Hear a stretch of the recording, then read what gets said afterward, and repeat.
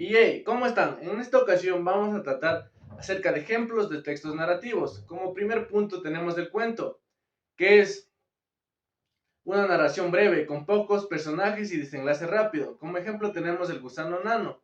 Había una vez un gusano que se llamaba Nano. Nano era un gusano muy torpe.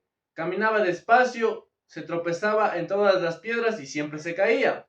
Un día, cuando llegó el otoño, una gran nube cubrió rápidamente el cielo y una gran tormenta cayó. Nano salió corriendo para irse a su casa, pero acabó empapado.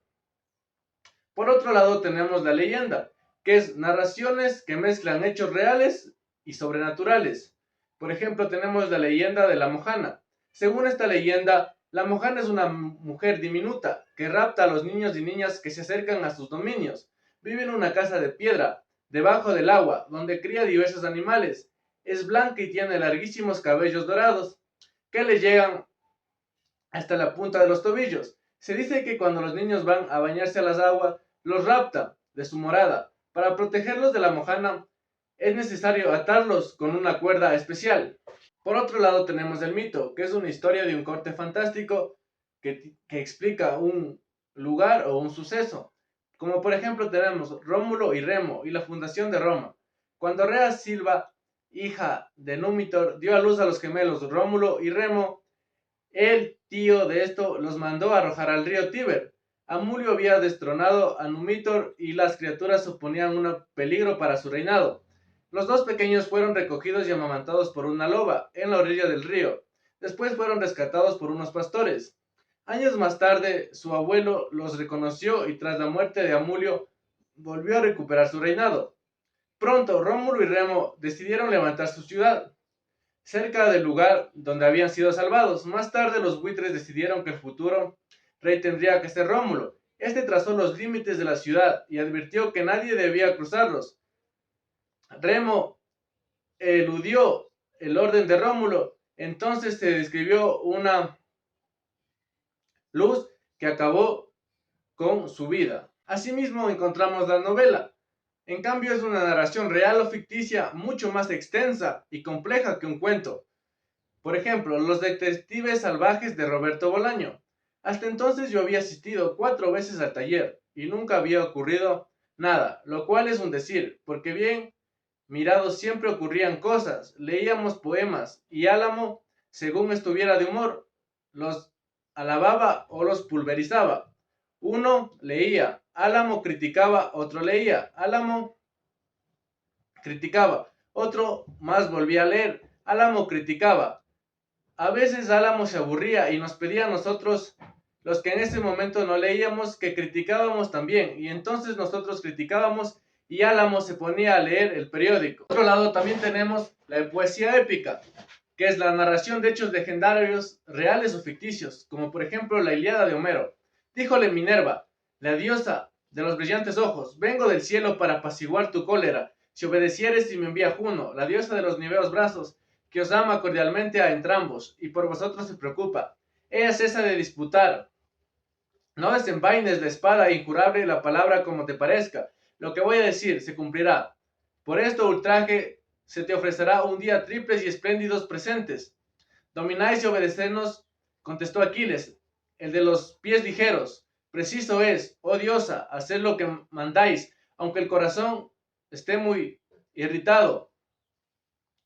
Obrar así es lo mejor. Quien a los dioses obedece es por ellos muy gratificante. Asimismo tenemos la crónica. Es un texto que sigue un orden temporal de los hechos para contar una historia, como por ejemplo El clon de Freddie Mercury, de Leila Guerreiro. Hace 2 horas, cuando todo comenzó, la gente no gritaba, nadie levantaba los puños ni cerraba los ojos, ni miraba el escenario con arrobo. Hace 2 horas todos hacían un ensayo general de historia de bajo voltaje allá en la calle, cuando ellos hacían 5 gafas oscuras, pantalones de cuero, bajaban de la limusina alquilada, polarizada, vieja, entre el humo de los chorizos que se asaban en los puestos callejeros. Hace 2 horas, cuando todo comenzó, la gente aplaudía un poco y nada más. La gente gritaba un poco y nada más. La gente bailaba un poco y nada más. La noticia es un género periodístico. que narra brevemente un suceso actual, como por ejemplo, la turista atacada por tiburón en Galápagos será trasladada a Guayaquil.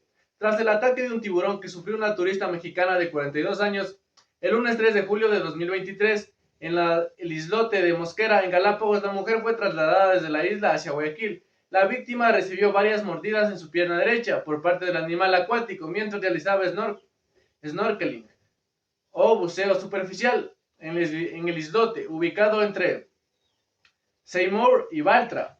El reportaje es una investigación periodística extensa sobre una persona o un hecho, como por ejemplo el barrio de Valencia, que puede convertirse en un ejemplo mundial, por Pablo Linde, un proyecto de rehabilitación de un conglomerado de viviendas de la Albufera Valenciana fue galardonado por el Premio Internacional de Rehabilitación Urbana en Edificaciones Masivas, una distinción concedida por la ONU Habitat, por la que competían otras 750 proyectos de todo el mundo. Y por último tenemos la biografía, que es la narración sobre la vida de una persona y sus momentos más relevantes. En este caso vamos a citar a Paulo Freire, que nació el 19 de septiembre de 1921 en la capital provincia de Recife, en el noroeste de Brasil, y creció en una familia pequeña burguesa. Durante la Gran Depresión de 1929 conoció la pobreza y el hambre. Paulo Freire quería dedicar su vida a la lucha contra el hambre. Más tarde emprenderá la lucha contra la opresión.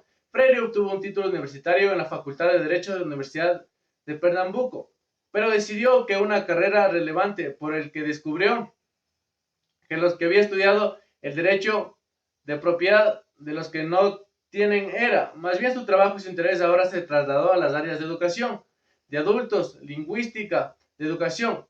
Por último, podemos decir que Paulo Freire murió el 2 de mayo de 1997 en Sao Paulo.